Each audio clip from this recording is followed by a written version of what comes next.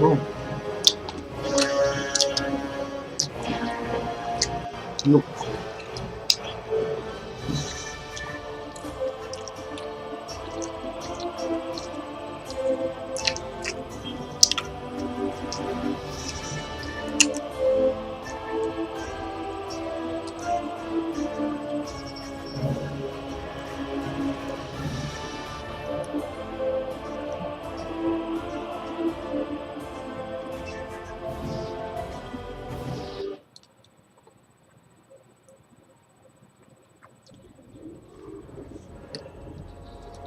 Yeah.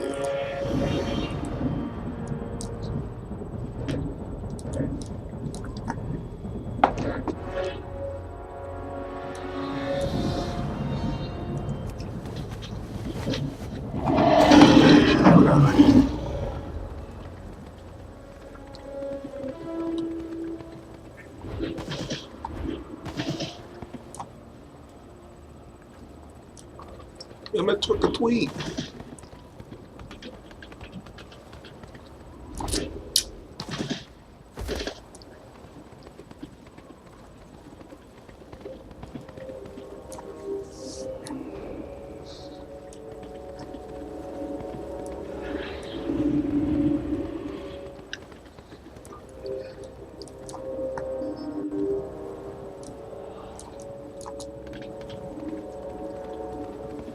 Yeah, there we go.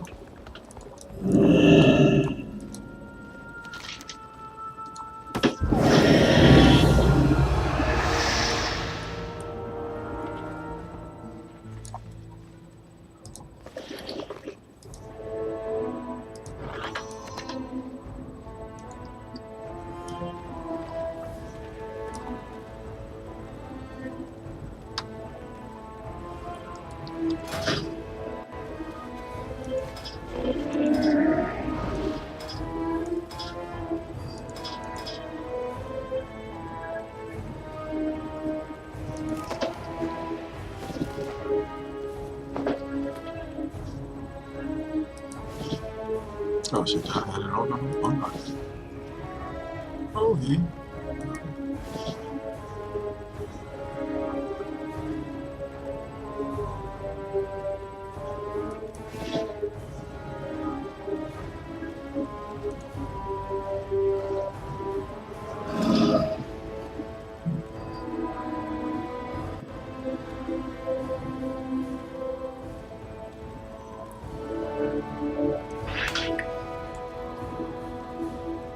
Oops. I hate when it does this.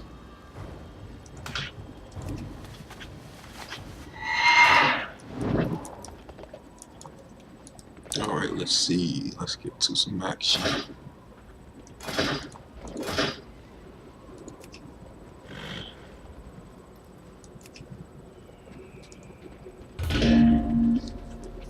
This is some funny shit. Hopefully I can get some hills.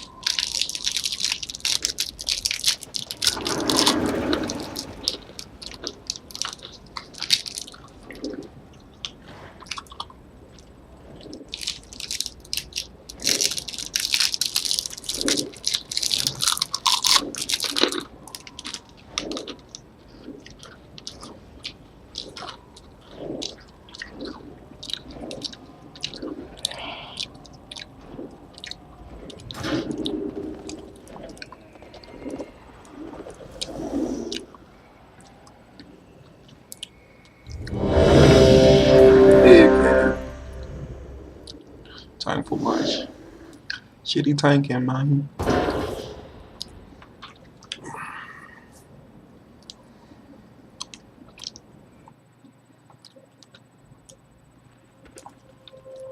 Get mad, noobs.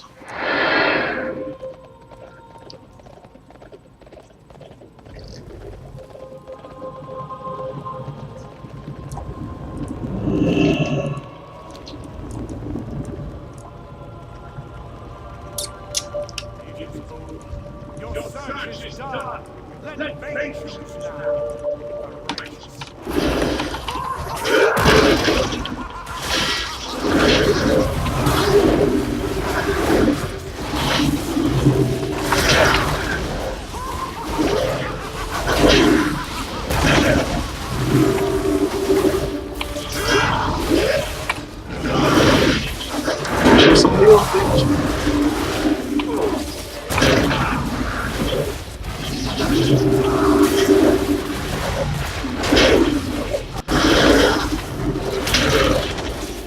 Find that hand to go with that bitch.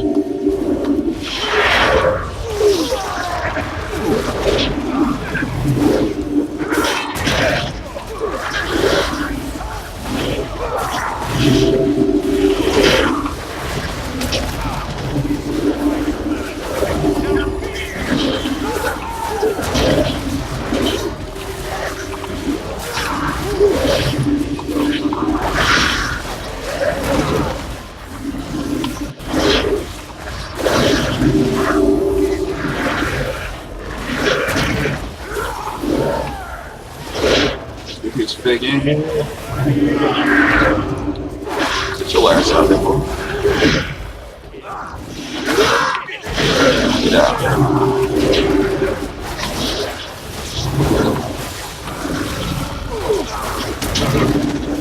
What's going on?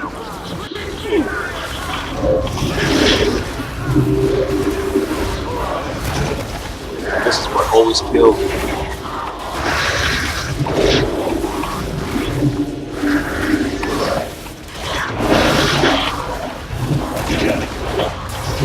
Keep me alive, but always die.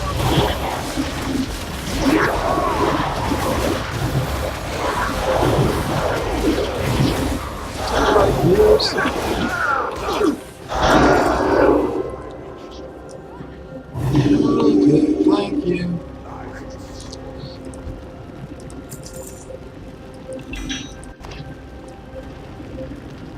You're welcome.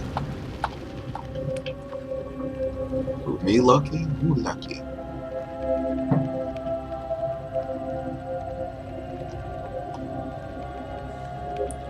Oh, I'm lucky. He wanted that. Sorry, bitch.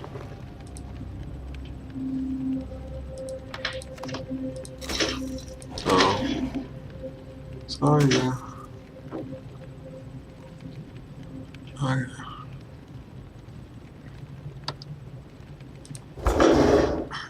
I'm on this too.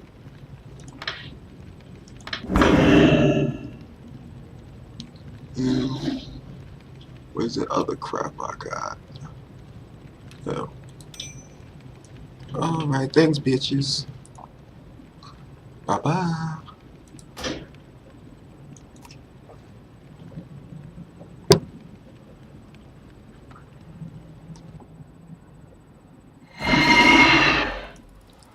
Okay, let me take this over. Alright, so that was Kool-Aid. Alright, let's go to the next one.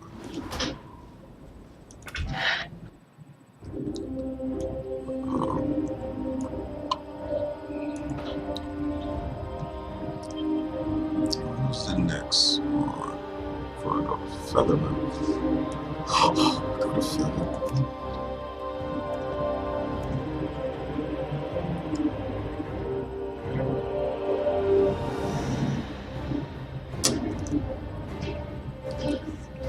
I forgot I had this. Actually, you know something? I haven't used this. I forgot I had this other fucking tank. Ah, shit.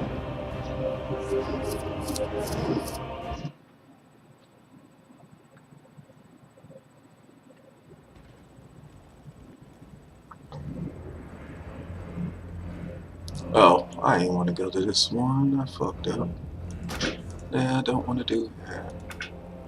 Hit the wrong flame. Supposed to have been him.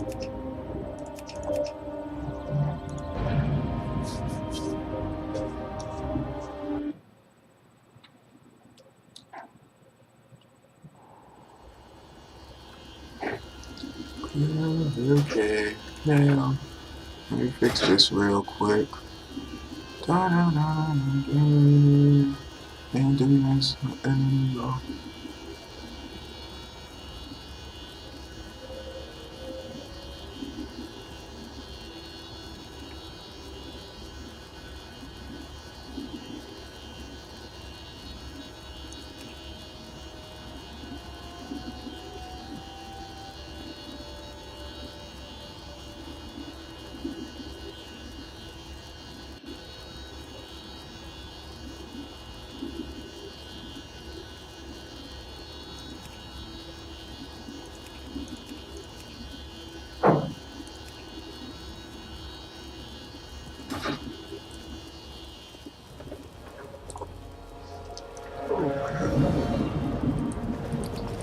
probably got shit in here from last year.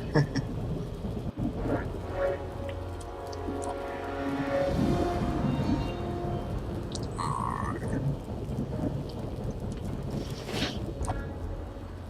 Oh boy, how much shit I got in the fucking mailbox. Oh, here's your oh, last time that's there. That's there. Almost there. Alright, so I gotta fix this. Let me fix this. Ah, damn it.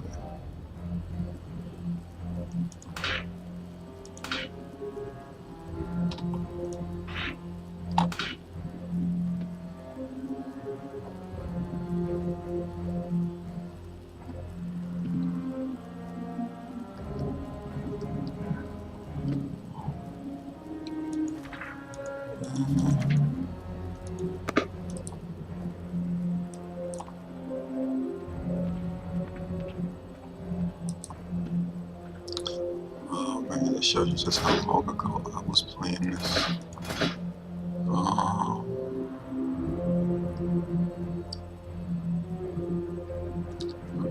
I'm king of the yard at this house, man.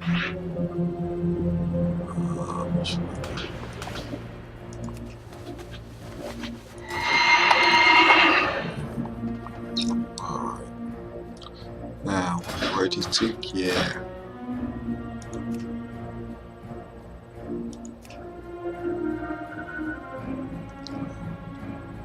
Oh crap, I ain't know we do that to fucking 60. That's something new. I never knew that. That's fucking crazy.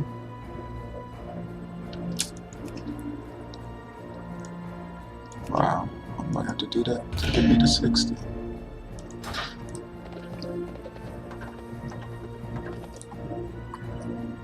Oh god, I'm scared to even looking at it. Let's see if we get the other.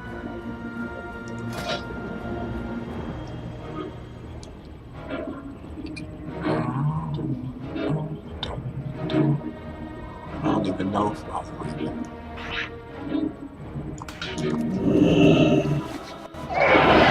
Sorry, baby. Anything to sell? I'm sorry, we fucking flying. Oh, yeah, that's right, I got this.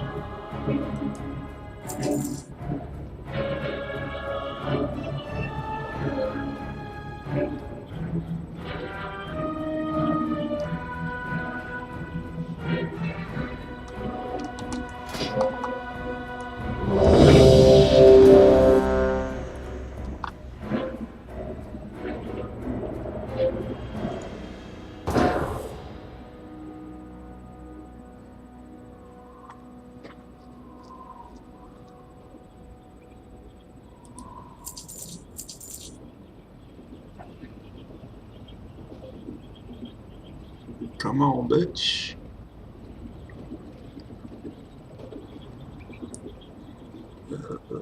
That's okay.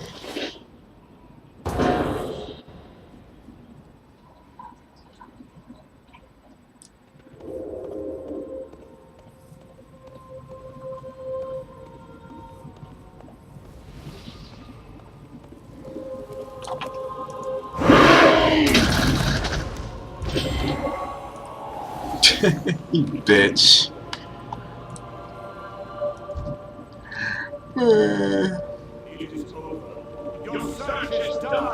You bitch.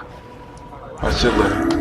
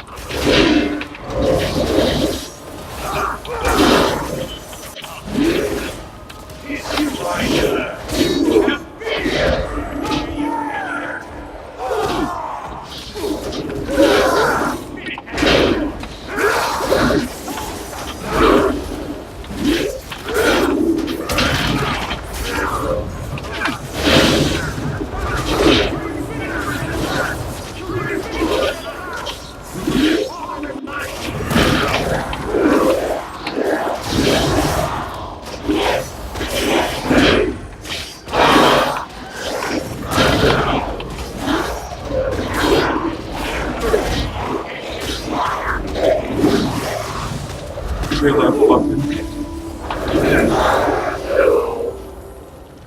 Get right, bitch. Where's this fucking body at? Yeah.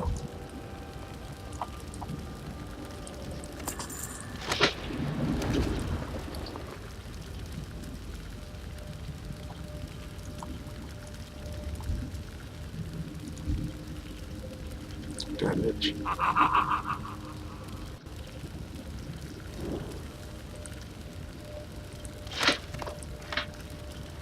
I got what you call. Okay, bye, bitches.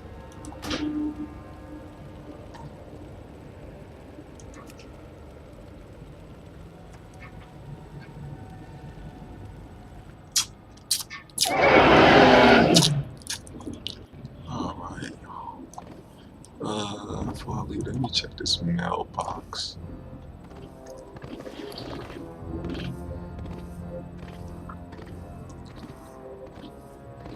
Actually, should check. Double check.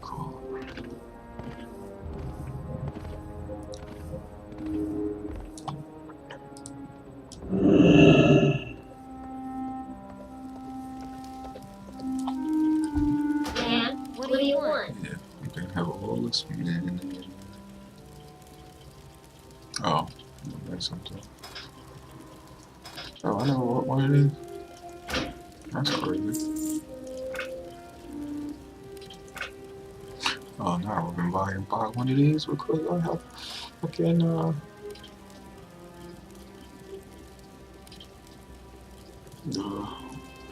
eventually I'll come and clean this shit out.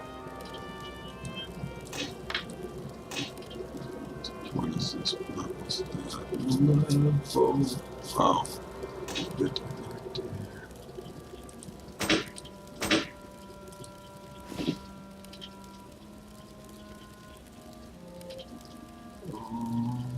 What else?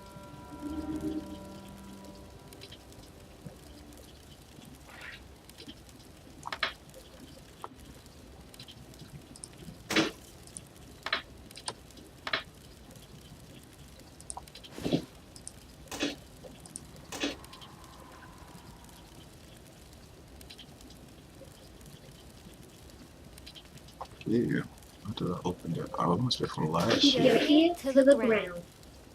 It's probably from last year. It's crazy.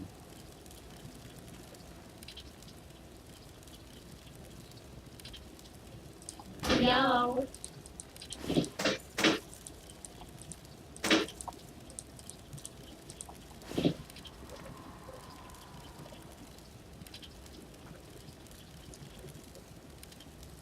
See you around, friend. Oh, now I remember what I was supposed to see. How much money I got in here? Not as much as I thought. Yeah.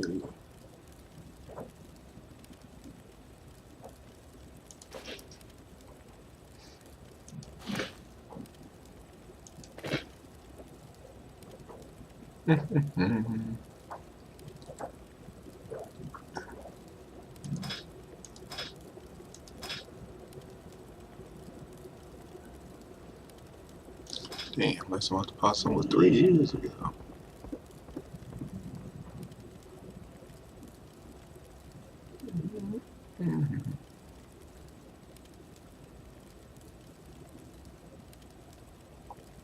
Sorry guys, just checking out something.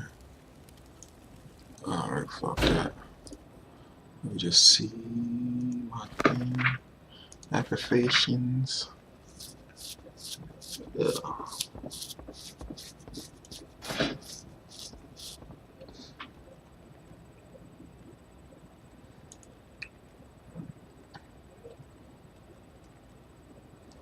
don't even know how to waste my time with this shit. Okay, fuck it. I'll be back later. Alright, so we going to the next one.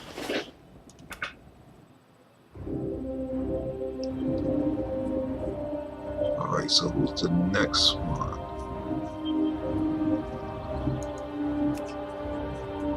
Okay.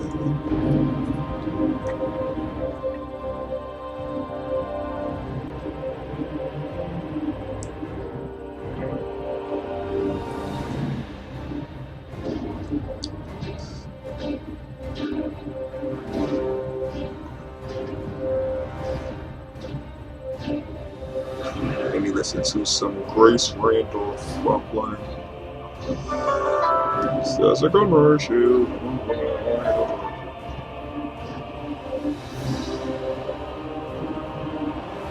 Hello and welcome to this week's Movie Math, where thank goodness Venom held on to the opening weekend record for October. I got kind of scared there. I thought I was going to have to go all Kanye today and be like, Halloween, I'm going to let you finish, but, and hey, nothing against Halloween, right? I mean, in this analogy, they're Taylor Swift, right? But come on, you've seen these movies' RT scores. Venom needed to hold on to this record. I mean, just for 3 weeks, that would have been a disaster. At least it gets to hold on to the record for a year until Joker hits next October, right? The bar, by the way, though, has certainly been set. 2 movies can basically open at 80 million. Oh, the gauntlet has been thrown down. By the way, side note, both Halloween and Venom have the same cinema score, actually, B+, which the trades will tell you is very good for a horror film. For some reason, people like to go to horror movies and think about saying terrible. But, I think a B+ is, I think kind of like a washout for both films, right?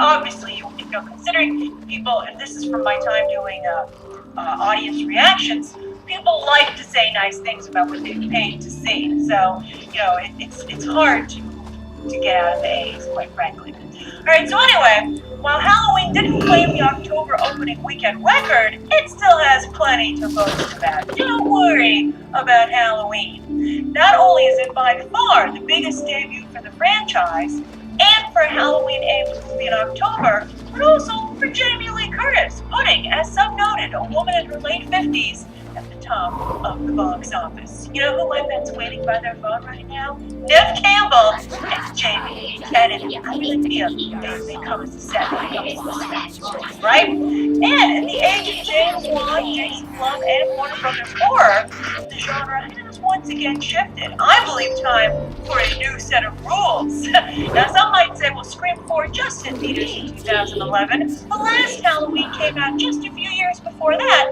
in August, in freaking August, and Scream 4 in April. I think that surely Hollywood is seeing the timing is everything, and that this latest entry of the Halloween franchise will only have posted a similar opening to previous installments. Had a Halloween holiday. I think, obviously, February, right? But I think, studio executives are finding actual money and kind of looking at a picture and saying, what time is the movie? When will people feel like, it becomes more of an event? You want to see Halloween for Halloween, even with a movie like It, which had a lot of end of the summer, back to school kind of stuff. It came out in December, and it's also in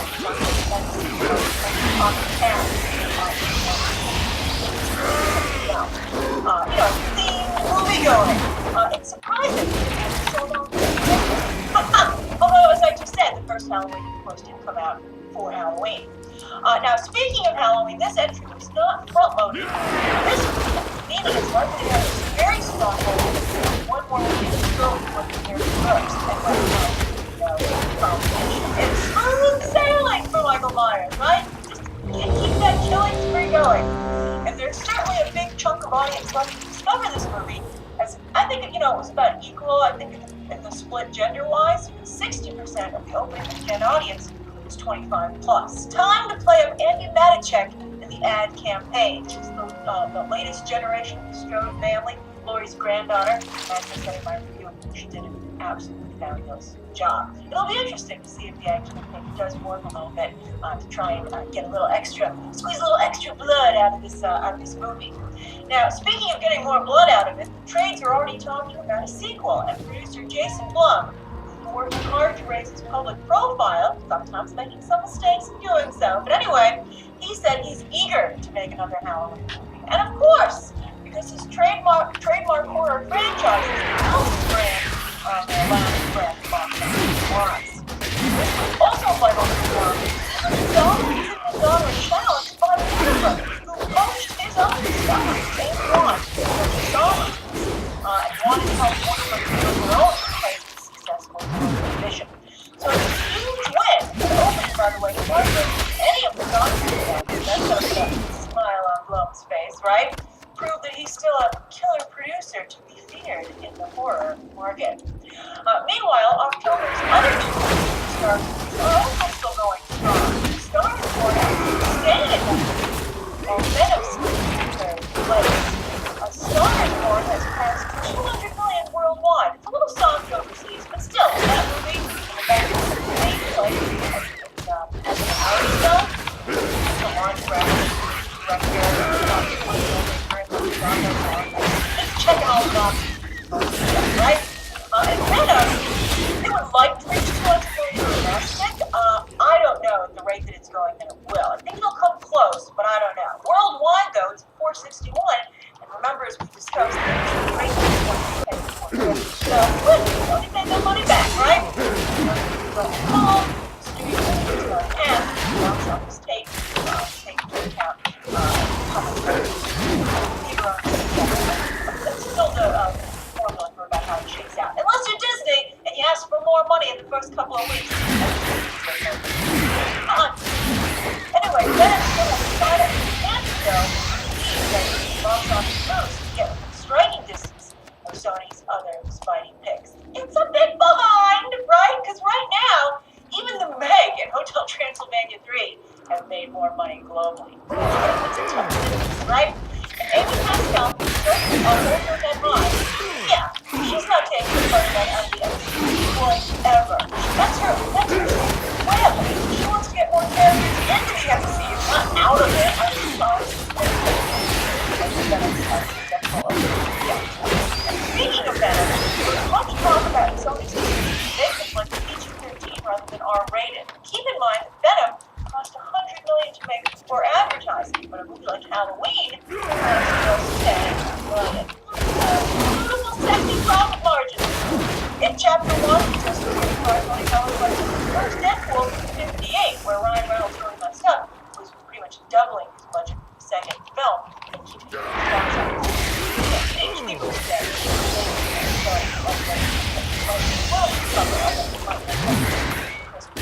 what is it? It's coming out like in just 2 months. That's crazy.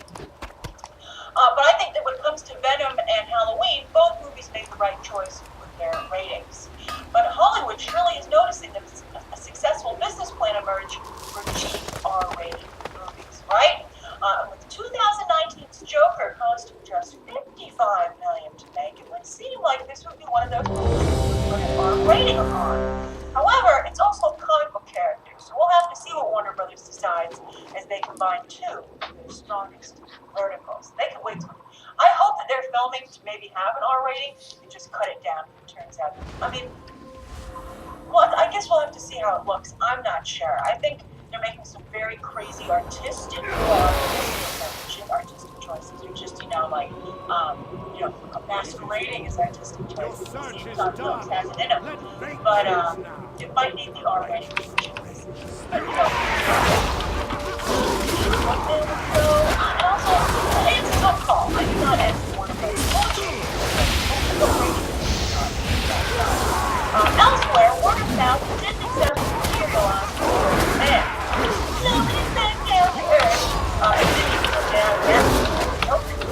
Almost 50%. That would be one of the biggest drops this week. Invested only by Venom drops. Bad times at the El Royale. The worst times at the El Royale. But it was bad news and good news for the box, and it finally went live. Numbers might be back in the orange race. That's very good. Hey, for a movie like this, that's what. That's this coming weekend. Easy playing power and no competition. Great. Season. Real missed opportunity for Suspiria.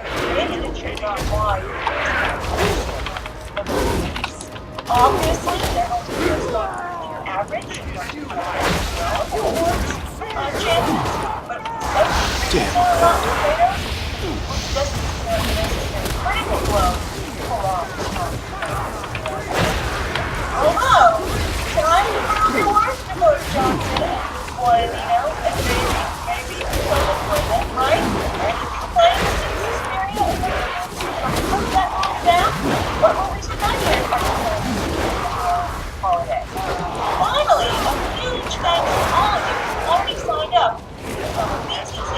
member.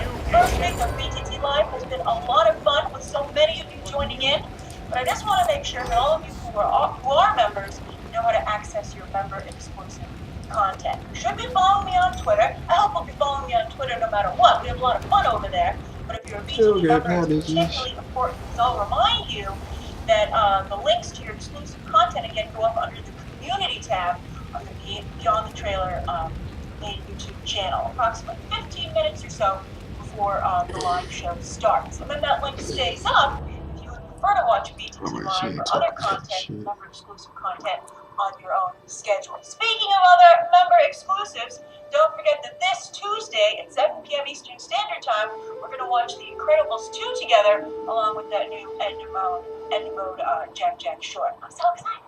All right, again, thank you so much for tuning in. That's this week's Movie Math. Thanks for going over the box office with me. Share those thoughts down below. And of course, as always, you can check out some more videos right now.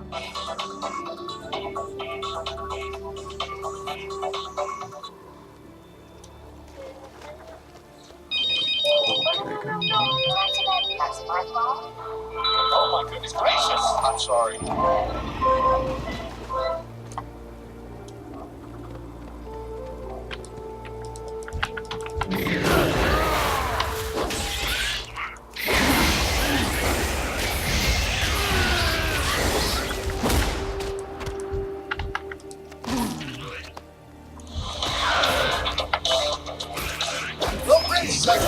Welcome, my YouTube channel. My name is John Gibby, and this is a companion video. What is a companion video? Well, I'm glad that you asked. You see, on the John Campbell Show, I take some time, and on open mic on the weekends, I take time to take live questions. But we don't always have time to get around to all those live questions. So what I like to do is I like to gather up those questions we didn't have time for, bring them over here, and answer them on companion videos. So, without any further ado, let's get right into today's batch. And we're going to start getting caught up with Patrick Conway, who thinks, do you think The Gifted will say Eric or maybe Magneto? I've been wondering that myself. For those of you who are not watching The Gifted, you should. The first season was last year, really solid. I'm not totally caught up. I've only watched episode 1 of season 2 so far, so I'm not totally caught up. But they do make it pretty clear, insinuate that the one girl's dad may be Magneto, right? Do I think they'll say Eric or Magneto? I don't know. They say X-Men a lot, but they don't actually mention any X-Men by name. You know what I'm saying?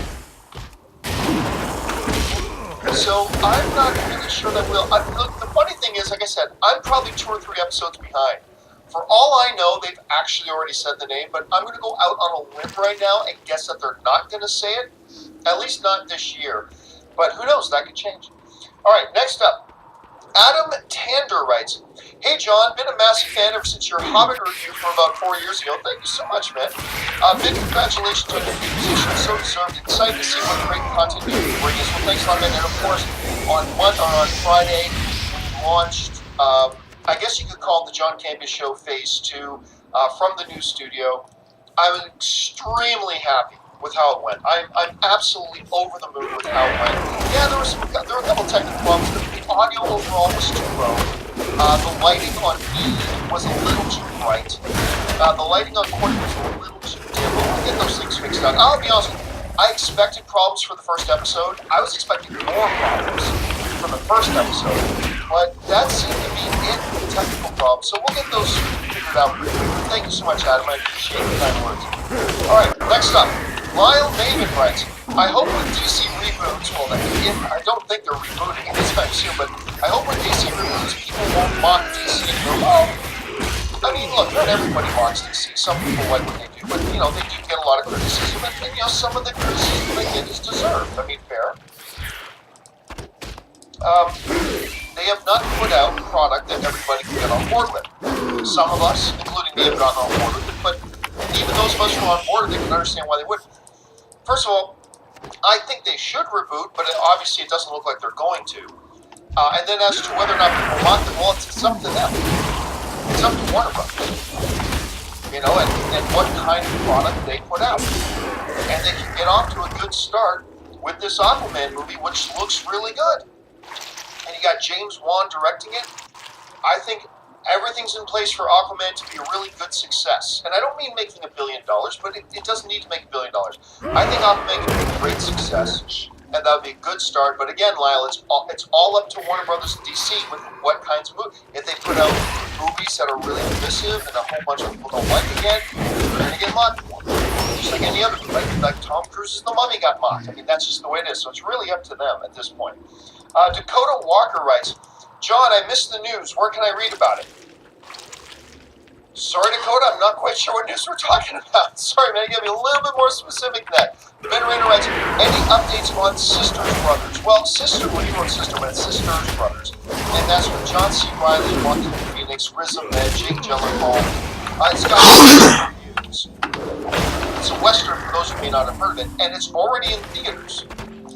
The problem is, I did some looking around a few days ago, and I don't think the movie's getting a wide release. I thought it would, considering, the type of star power you've got in this movie, considering the reviews it's getting, the reception it had at a couple of festivals. I figured it would get a wide release, but it's not. It's only getting a limited release. Now, it's not a tiny limited release. I think it's going to be playing in like 50 cities, but it's not going to be on like 3,000 screens like a lot of wide releases. It's probably going to play on like 100 screens countrywide. So I really thought it would get a wide release. At this point, Ben, it doesn't look like it is, which is really too bad. Zach Dunbar writes, doubt your powers will give power to your doubts. Oh, well, this is almost unfair. Just for those of you who don't know what Zach's doing, a lot of people like to throw in movie quotes. That's almost unfair because it's one from one of my favorite movies. It was a movie that is so far ahead of its time. Mystery Man. It's something the Sphinx says in Mystery Man. Good quote. Doubt your powers. Doubt. Master your rage or your major master. Here you're going to say your major master. You're going to say it. Anyway, that's what you Holland Love writes, going to see Star is Born tomorrow. Can't wait. Oh, and it's great. It's great. Again, I don't think it's a perfect movie. But for a directorial debut, Bradley Cooper, great job. It's got a few moments here and there that didn't quite work. A couple of small mistakes Bradley Cooper makes as a director. But overall, it's a breathtakingly wonderful, moving kind of movie with terrific performances, great direction. I think you're going to have a really good time watching it. Dark Horizons 211 writes, hey, John, just wanted to say keep hope that Venom will be good. Keep up the good work, and looking forward to your new setup next week. Well, obviously, this was last week. And Venom was good, despite what a lot of critics say. I mean, don't get me wrong. There are things wrong with Venom. And I can totally understand, critic or fan, that went into Venom, saw the same movie I did, and didn't like it. I can totally understand why. I had issues with Venom. To me, the positive stuff outweighed the negative stuff, so I had fun with it. Especially once you got to the Eddie and Venom relationship and dynamic, that stuff worked great. But, it was a bad antagonist, horrible first act. I can totally see why there are people who don't like it, but I had a good time with it. So, and yes, we had a great launch with the new show, so thanks so much, Dark Horizons. Stubble McShave writes, Wheel of Time was greenlighted, bigger than Game of Thrones? I don't think so. No, I don't think so. I mean, Wheel of Time is a hugely successful set of novels, but we've seen before, just because they have some really popular novels does not mean it's going to translate into a successful television show, movie, miniseries, whatever. Now, Amazon is the one that's making the Wheel of Time series. And they're also making the Lord of the Rings series. Amazon, everybody right now is looking for the next Game of Thrones. Amazon is really going all in on it by doing the Lord of the Rings and the Wheel of Time.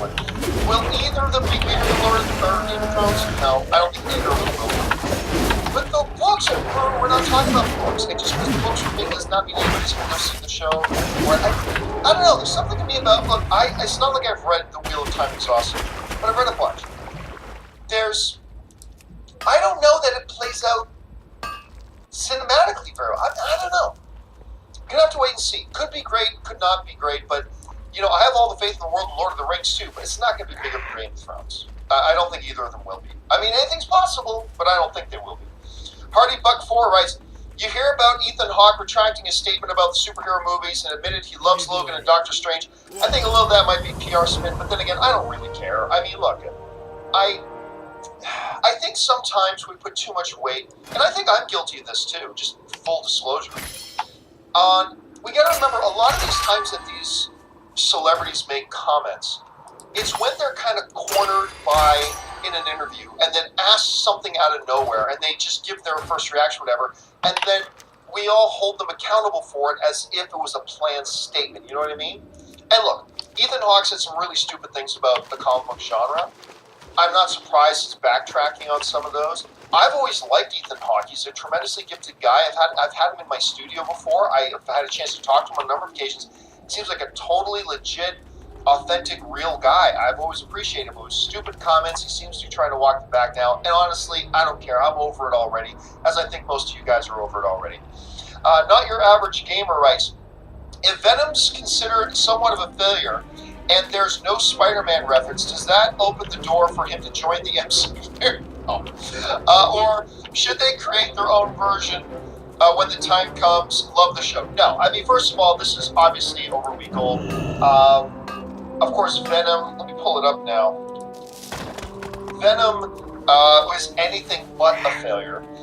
Venom right now, like, it had an $80 million opening weekend, which blew away all expectations at that point. It's made well over $400 million already at the worldwide box office on just a $100 million budget, so they are well into the profit range now. But even if it had failed, then it's damaged goods. I don't think Marvel would have been looking to use them. Besides, it wasn't covered in their deal.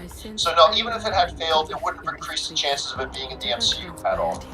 But that's all moot now because Venom's a big hit for them, so that kind of takes that out. Thomas Lunn writes, hey John, your thoughts on British comedy? Hot Fuzz, Shaun of the Dead, Monty Python, Kevin, and Perry, Four Lions, Snatch. Well, I mean, my thoughts on British comedy is the same as anything. It's like anything. Some of it's great, some of it sucks, a bunch of it's in between. It's the same thing with Bollywood movies, the same thing with Canadian film, it's the same thing with big Hollywood films, same thing with indie films. You got a bunch of it that's really great, a bunch of it that really sucks, and a whole ton of it that's in the middle there somewhere. That's what I think of British comedy. Now, a couple things you mentioned, Hot Fuzz is great, Shaun of the Dead is great, Snatch is great, Lock, Stock. I mean, yeah, there's a lot of great things, and there's a lot of crappy ones too, but it's no different than anything else. Tortimer the Grey Gaming writes, have you heard anything about the live-action Water Sit Down miniseries, Boyega McAvoy, by the way, Taron Egerton, Sir Betty Kingsley is supposed to be in that as well, that Netflix and BBC were supposed to be putting out this year? They first announced it back in like 2015. Then in 2016, they named who was going to be in it, and it was going to be a BBC Netflix joint production, blah, blah, blah, blah, blah. From the last I heard, it's supposed to come out this December. But I haven't really heard anything else about it. Honestly, for all I know, they never went into production.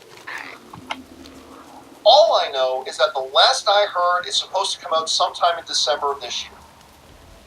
But again, they may never have started day one. So I don't know at this point. I haven't looked into it. So if you guys have looked into it, if you heard some stuff, please jump in the comments section and let us know. Hardy Buck 4 writes, can you recall the first time stepping out of The Return of the King? Oh, yes. And what was your initial reaction? Seen in my local theater, and it's epic as always.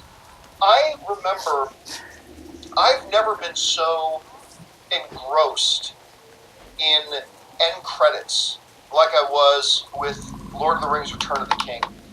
Just the credits were emotional. Because we had been on this 2-year journey. John, there are 3 movies. Yeah, but from film 1 to film 2 was 1 year. From film 2 to film 3 was 1 year, so it's 2 years. But we had gone on this 2-year journey with them, right? 3 films, 2 years.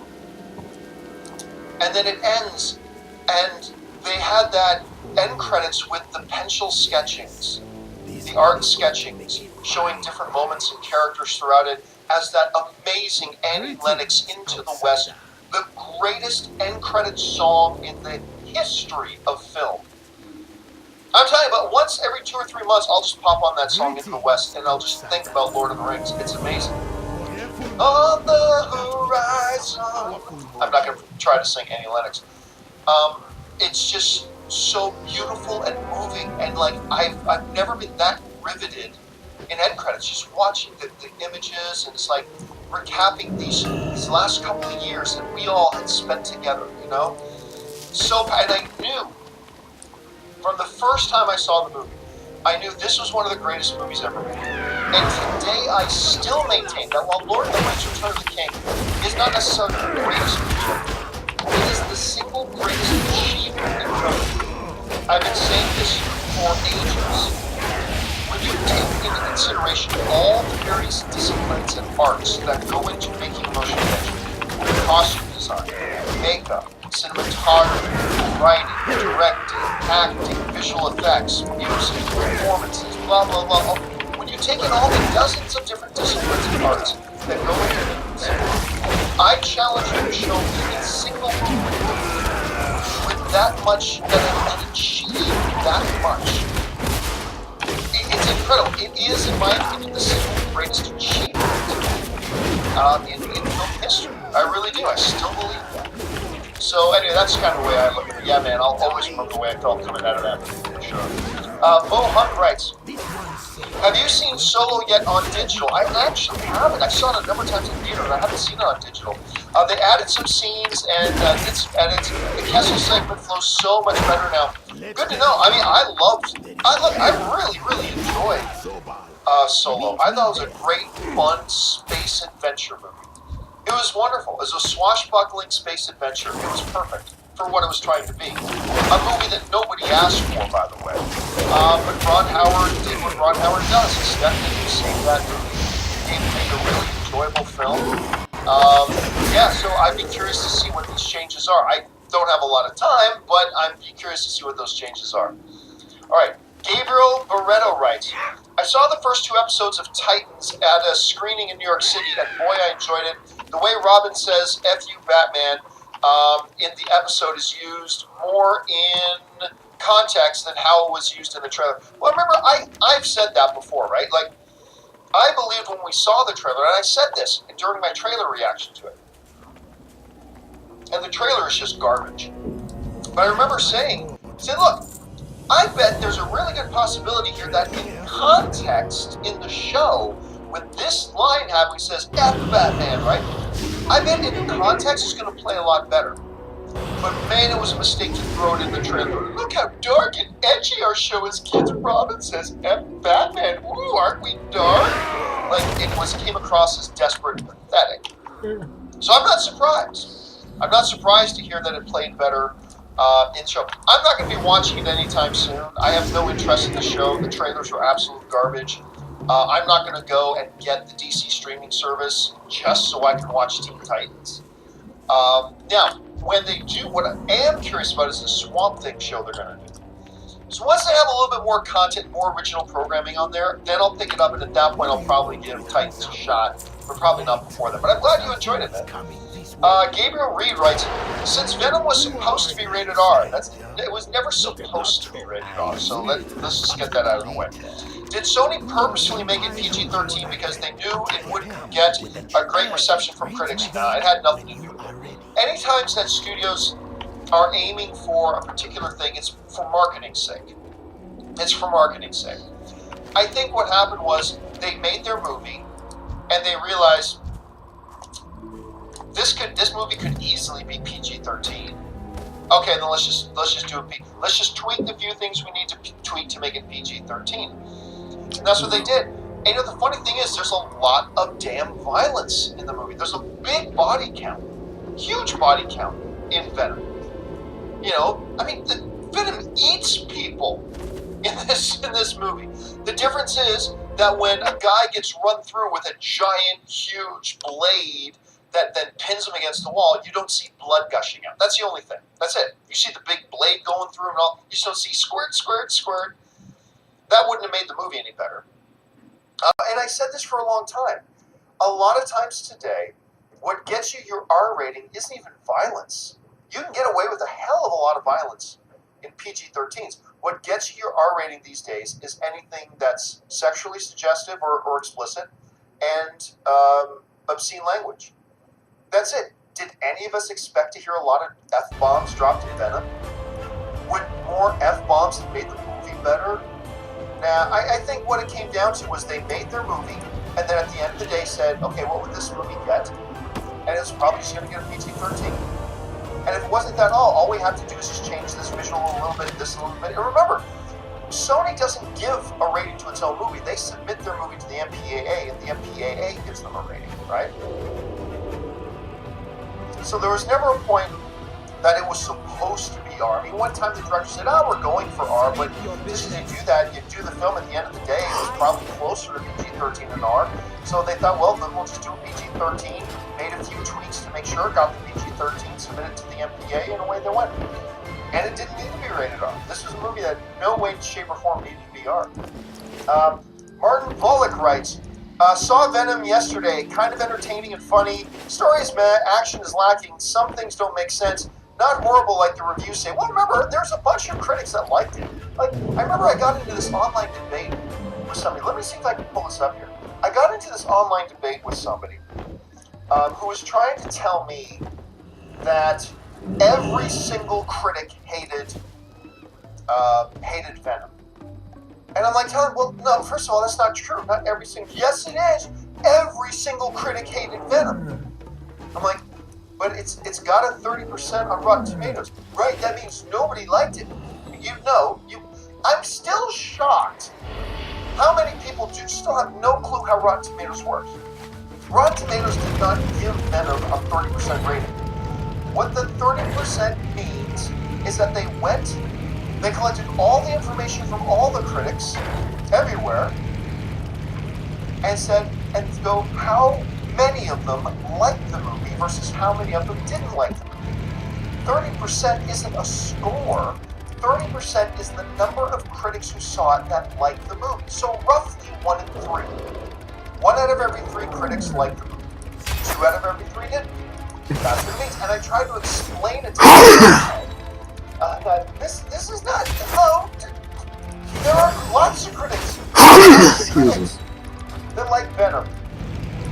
Just on Rotten Tomatoes counted 254 critics. 77 of them liked it. 177 didn't. But a whole lot of critics did like it. So yeah, let's just be clear. There are a bunch of critics that liked it.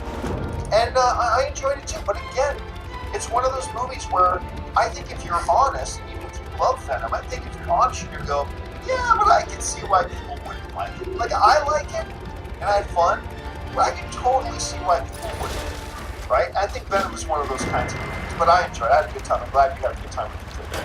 Alright, Krieger 119 writes, I don't think Venom was as bad as people thought. It's not bad, but it's not great. Decent humor, but I felt a lot more could have been done with Venom and the CGI. I had fun with it though. I'm going to disagree on that part. I actually quite liked the CGI. I thought the CGI was great.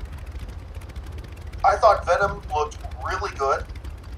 Understanding the type of the texture that the symbiote has, I thought the physical manifestation was great. Yeah, so I gotta say, and you're not the only person, Krieger. I've heard a number of people complain about the CGI, but honestly, as a guy who comes from the visual effects world, because I worked in the world of visual effects for a while, I thought the CGI was great. Was it the best I've ever seen? No, but I thought it was great. I thought it was really well done.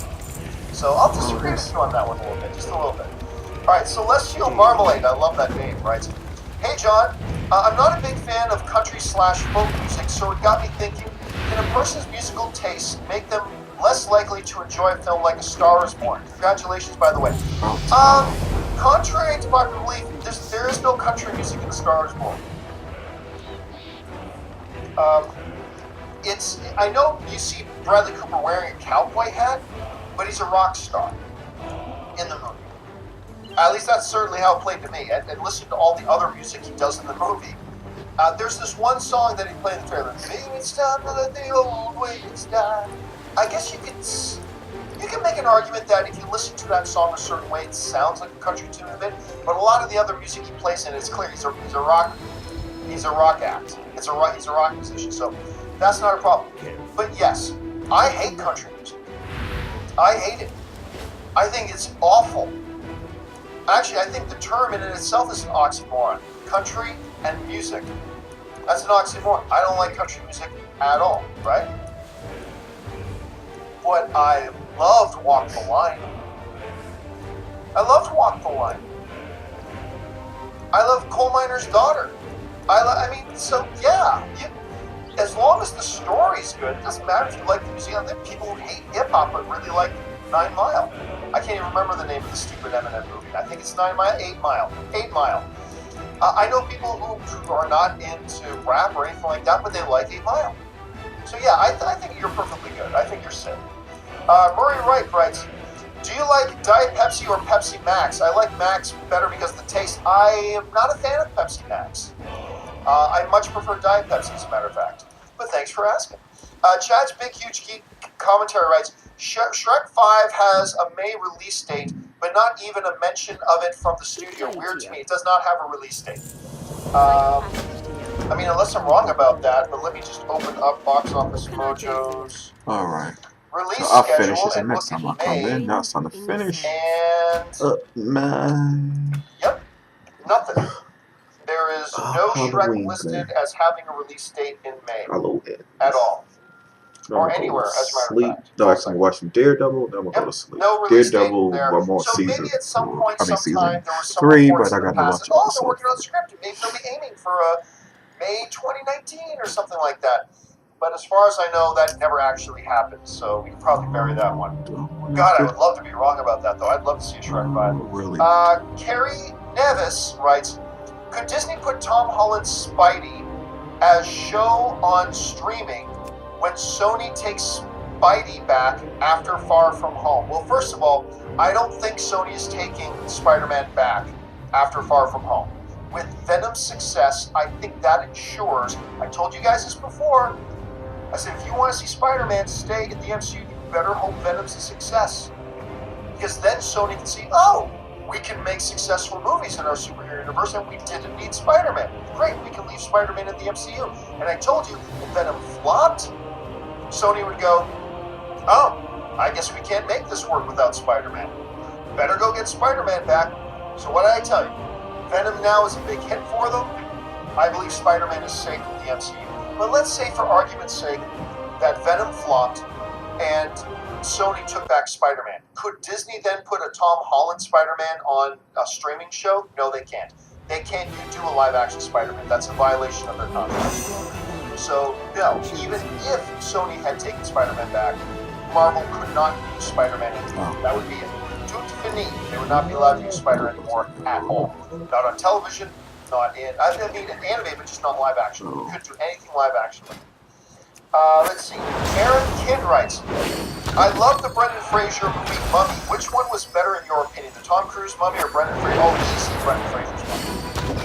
Easy that one. You know, I didn't think that the Tom Cruise Mummy was anywhere near as big of a train wreck as a lot of other people thought. There are a lot of people who just thought it was just absolute garbage.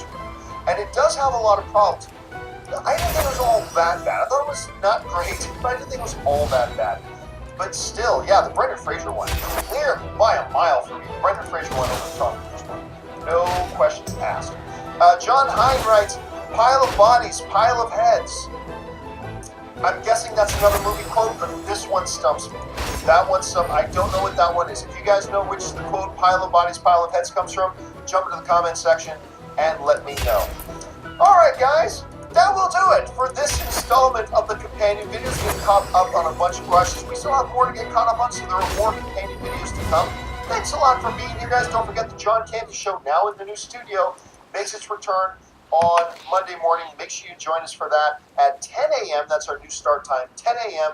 Pacific Standard Time. That's 1 p.m. Eastern Standard Time. Hope to see you guys there. That'll do it for me, guys. My name's John Candy, and until my next video, bye-bye.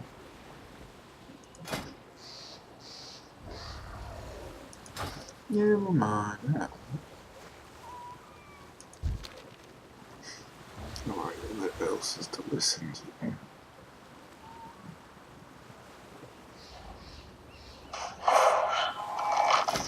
What do you want to be for this company? Is it the spine? The head? I don't know. Welcome to our little family.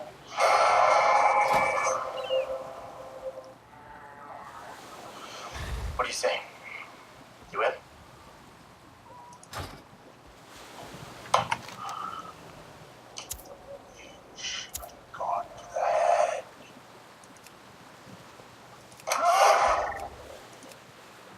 everybody, it's Charlie. Netflix and Marvel just canceled Iron Fist and Luke Cage, and it is no coincidence that both of those shows got canceled within a week of each other. Iron Fist was canceled last week, Luke Cage was canceled during the Daredevil Season 3 premiere just recently. So I'll explain what's going on. There's been a couple of insider statements about what happened between Marvel and Netflix exactly that led to the cancellation.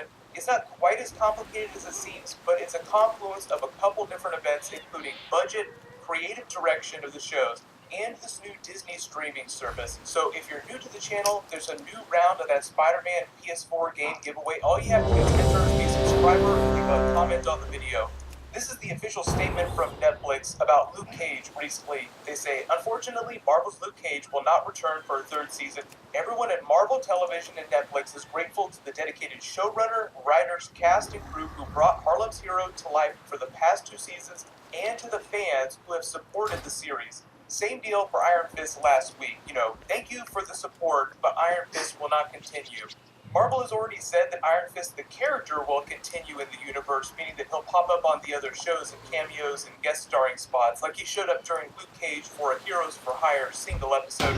Presumably, he would just continue to do that on which of the other Netflix shows continue to get new seasons. Right now, the only new seasons that we know we're confirmed to get are Punisher Season 2. They finished shooting that a while ago, and Jessica Jones Season 3. They've also finished shooting that. Those will air early next year. But the thing is that because they've already shot those, and there haven't been any big crossovers already, you're not going to see those characters pop up on those next seasons. If you saw Luke Cage and Iron Fist show up on the other TV shows, it wouldn't be until Daredevil got a 4th season, Punisher got a 3rd season, or Jessica Jones got a 4th season.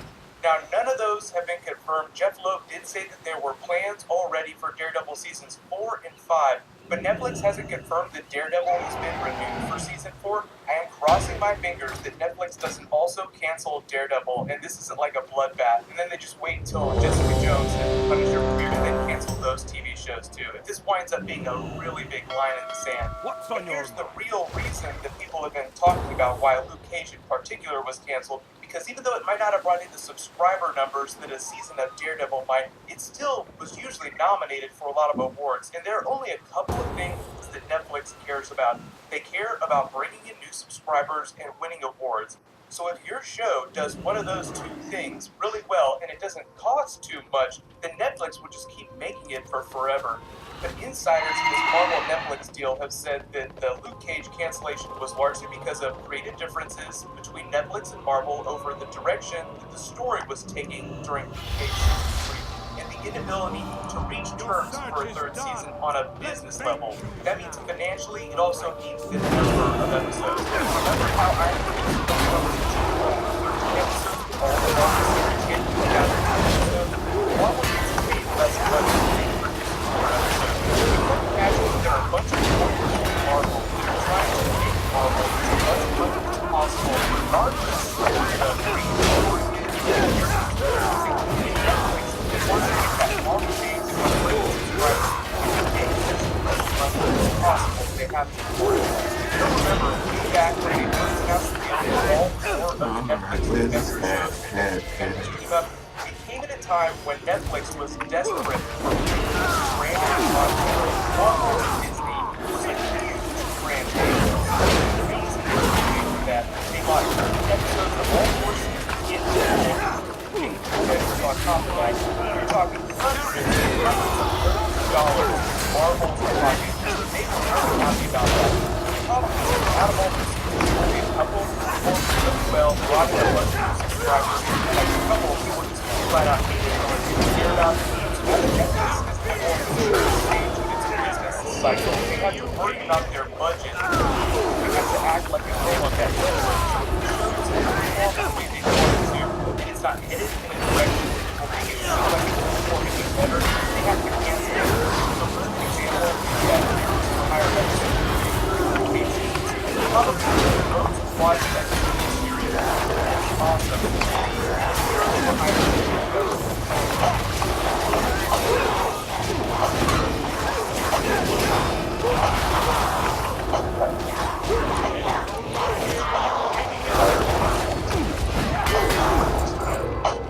You're right, bitch. The problem is that Marvel, on their side of things, is still I trying to don't sell like that. 13 episodes of Iron Fist and 13 episodes of That's Luke over Cage. me. But if Netflix No, wanted no, Luke no. Cage to team up with I think I Iron need Fist, and that. they Let's definitely see. do, they would have to pay extra money on top of the exorbitant fees that they're already paying to Marvel to produce those episodes. And if those episodes don't bring in the subscribers that they want, then financially it's not worth it for them to pay for that. So it's mostly a budget thing. When they say creative differences, Netflix is like, hey, could you just give us more big Marvel characters to team up with Luke Cage? Let's do that, Heroes for Hire. Marvel's like, great, it's going to cost you a whole bunch more money to do that. And you know what? We're not going to give you Moon Knight. We're not going to give you Ghost Rider or any new characters because we're going to keep them for our Disney streaming service that we're launching pretty soon.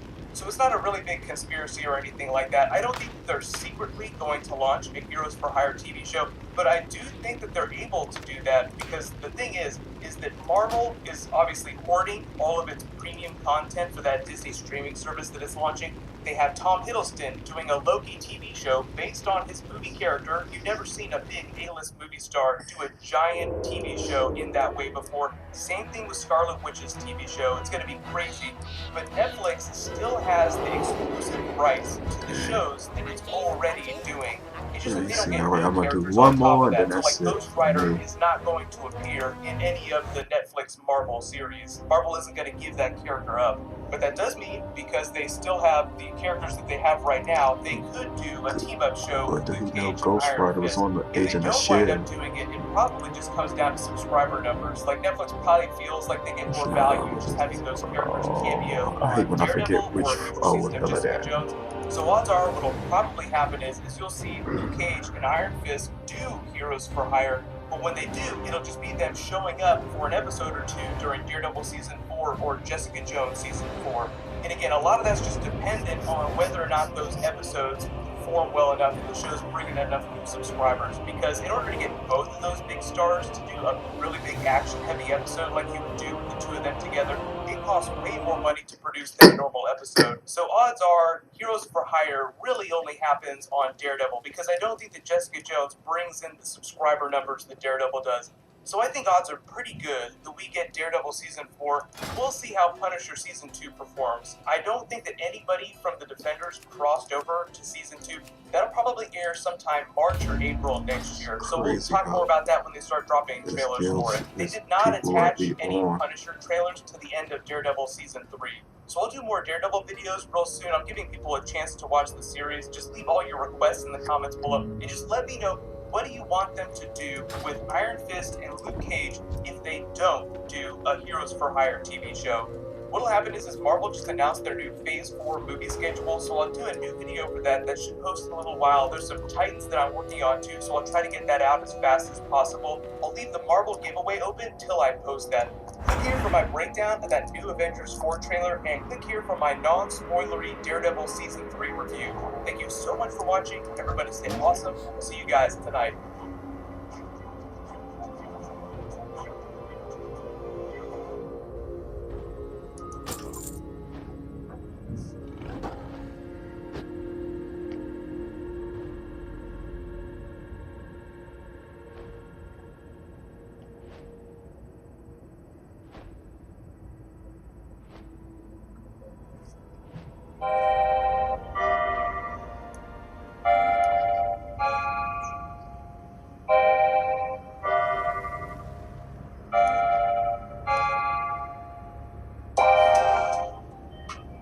So I did a video recently talking about my first impressions of the Black Ops 4 multiplayer, and that video was mostly positive. There were very little negatives about the multiplayer, but there is one negative that I have to talk about in a separate video, and that is the freaking spawns. So I'm a big Call of Duty player. I've been playing the series ever since Modern Warfare 2, and spawns has been an issue since Modern Warfare 2. Every single COD game from Modern Warfare 2 has had somewhat of a spawns issue, and Black Ops 4 is no exception. It's oh god, I'm a big player of domination. I know a lot of Black Ops 4 players play a lot of control because that's like the new game mode that everyone's playing. But I am a traditional Call of Duty player, and I like to play a lot of domination. And the spawns in domination are awful. They're awful, they're horrendous. Like, Jesus Christ is our Lord and Savior. It's bad. So take this game. So you're watching a game of me playing domination on jungle. The throwback Black Ops 1 map, jungle, awesome. I'm super keen. I'm super excited that like they have the throwback maps in the game. But it's awful. Like the spawns are awful. Just keep watching the gameplay. Like just look at where I'm spawning, where the enemies are, and how fast I'm dying up guys. So the issue with the spawns in domination, and I don't know what it's like in all the other game modes. I'm sure that it's different in TDM because you don't have like a set spawn point or a set flag when you spawn. But Jesus Christ, Treyarch has developed all of these Call of Duty and you know how spawns work, and yet the spawns in domination are how they are right now. Because how they are right now is if you have C and then the team has ADC, you're only going to spawn on C. It doesn't matter where the enemies are, it doesn't matter if the enemies are right on C, you're still going to spawn on C. It's so easy for a 14 or 5 to go into pubs and just spawn trap enemies. It's so easy. Because 9 times out of 10, the other team, the members of pubs, they're not in a team together, they're not in a party together, and they have no idea. There's more likely than not chances that you're in a team. And then there's just going to be some really crap players around you, players who have not played Call of Duty for long, maybe this is their first Call of Duty or players who just don't understand Call of Duty as of yet. I sound like an old man, but like you're getting in a team, it's so frustrating getting into a team, and then just getting pummeled by 14-5, just pump smashing, spawn trapping, because it's so easy. It's so easy to spawn trap. I one-man spawn trap because I know where they're going to spawn, and it's so easy to know where they're going to spawn. As soon as you have 2 flags, you know the enemy team is only going to spawn at that C flag. But not exactly at the flag, but around it, and you can easily block off all of the exit points from the flag, and you can spawn trap there. It's super easy. The game does not think to spawn the player outside of the danger zone, right? Because in previous Call of Duties, if your team had only C, again, at the same example, if your team only had C and the enemy team had A and B and they were trying to spawn trap, then you would spawn away from the danger. You would spawn maybe at like B or maybe even closer to A. You won't spawn at C because that's where the whole enemy team is. So why, in Black Ops 4, when I die, and my team only has 1 flag, I spawn at that same flag, and the enemy team can easily just spawn trap. It's so frustrating, and the team can just keep farming kills, farming score streaks, and as soon as they get those score streaks, Hellstorm missiles, lightning strikes, etc., you're freaking done. As soon as you spawn, bang, Hellstorm missile. As soon as you spawn, bang, lightning strike. It's just, it's so frustrating, and it's fucking off. You don't understand. Oh my god, I get so frustrated by spawn traps and pub smashers. It's just, Jesus. Jesus Christ. Alright, that's enough for me. That's enough for me ranting about the spawns. If you guys have experiencing similar issues when playing Black Ops 4 multiplayer, let me know in the comments down below. Leave a like if you enjoyed this video and click that subscribe button because we're gonna have a lot more Black Ops 4 content coming up in the next couple of days, next couple of weeks, months, I said I year, remember who I had everything. on this. Is So, fucking God. click that bell for alerts. Make sure you get alerted whenever I post my next video, and I'll see you guys in the next one. Peace out.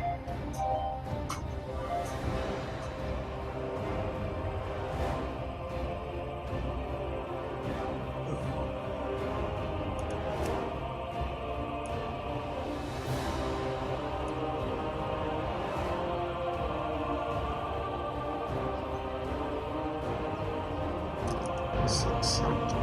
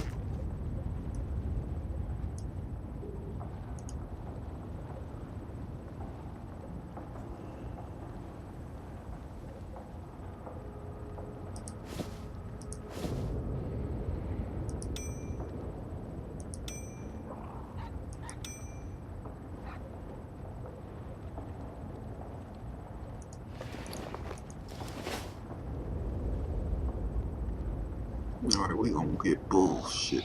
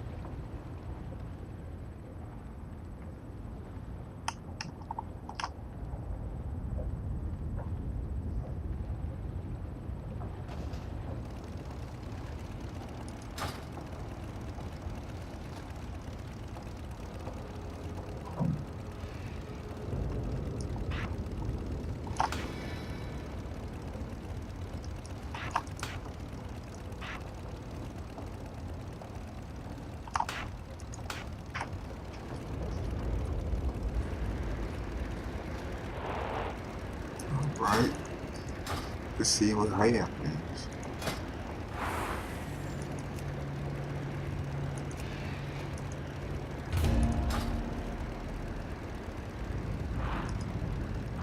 Oh shit.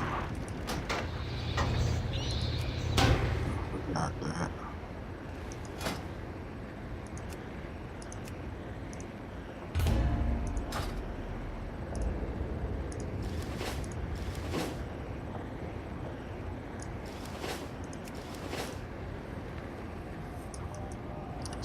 Look down our fucking shield in there.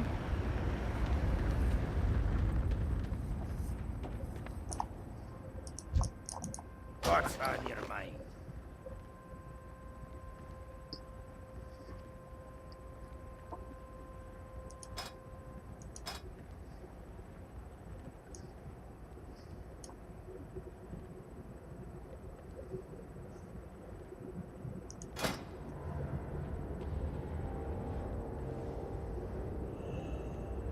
Very good.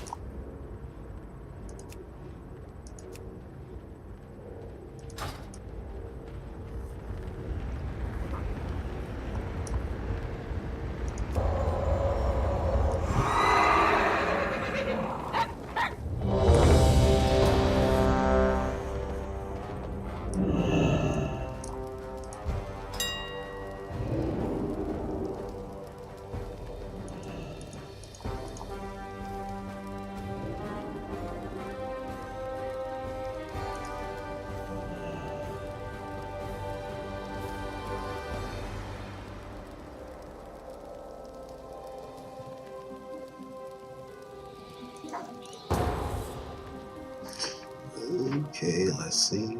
Shit hits the fan. He's it. You gotta be like, what the fuck is the level of this guy? Keep me alive, bitches. Embracing God. Damn.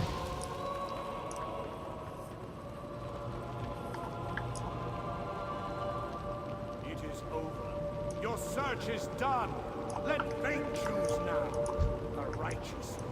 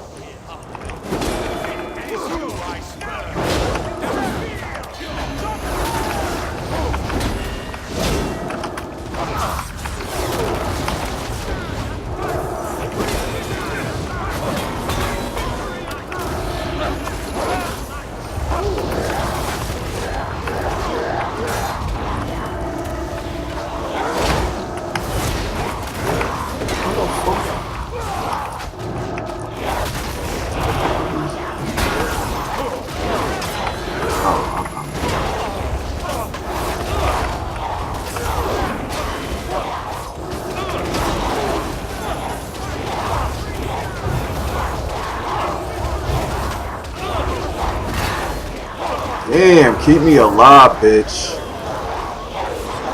What the fuck?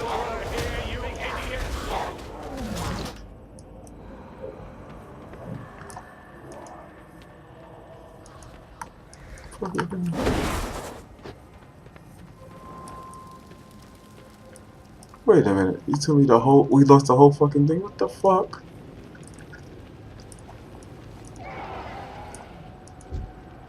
What the fuck happened there? Fuck, guys.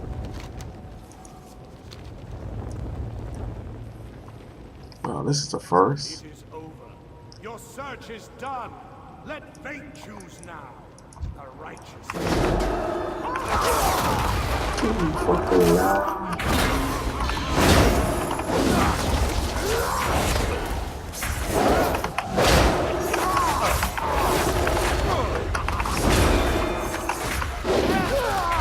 This first time in 2 years that I fucking died to this movie.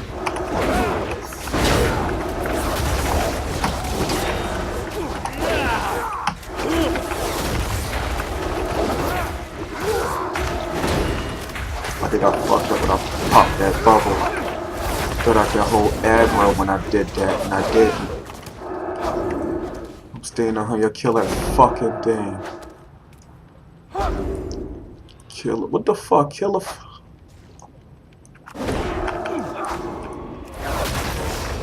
You ain't kill a fucking. Come on, guys.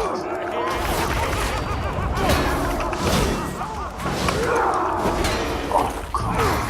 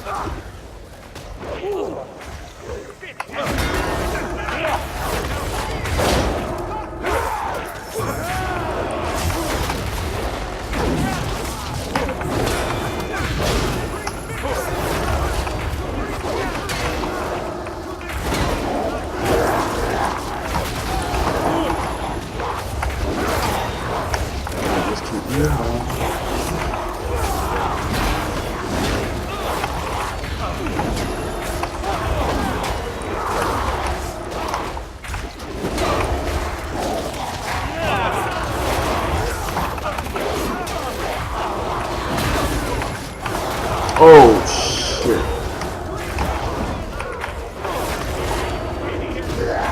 Get that fucking hand. Damn. God damn it. What new adventure lies in store? God damn. Just for that, you gonna turn into a fucking bat. Fucking bat. You too. You too. You turned into a fucking bat too. You lucky. You got out of here just in time, baby. You turned into a fucking bat. Oh, he's going to. Son of a bitch. You bastards. Bullshit. Fuck it. Can you dig it, sucker?